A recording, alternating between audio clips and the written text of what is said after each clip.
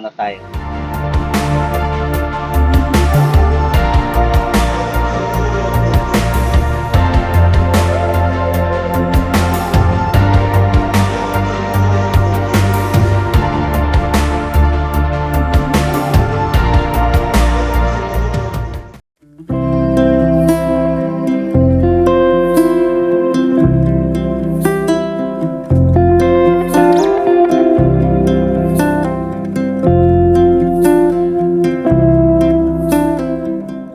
So ito po ang kanilang mga amenities dito.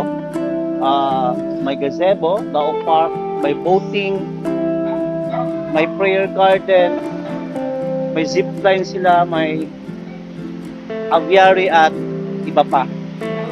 So, halina kayo, puntahan natin.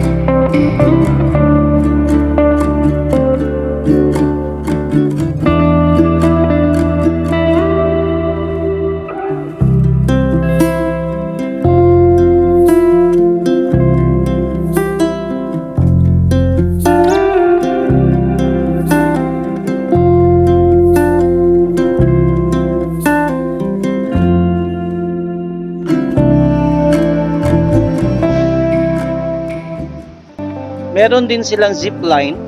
I don't know kung gaano to kataas.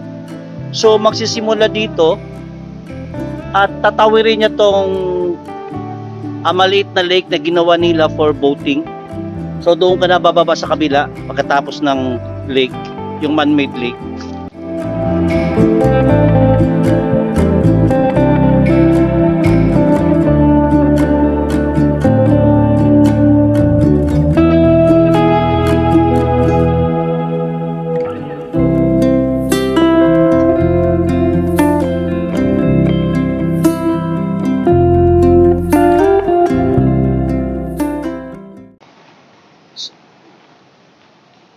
So, I am inviting everyone to visit the Huyong-Huyong Nature Park at masisiyahan kayo dito. Open sila every day from 6 to 5 p.m. yata. Nakalimutan ko. Basta open sila every day, pero marami daw tao basta weekend. Saturday and Sunday, napakaraming tao at kinokontrol nila during Saturday and Sunday kasi may pandemya pa tayo ngayon. So, wala ganong tao from Monday to Friday. I am inviting you to visit the Huyong-Huyong Nature Park in Tagum City.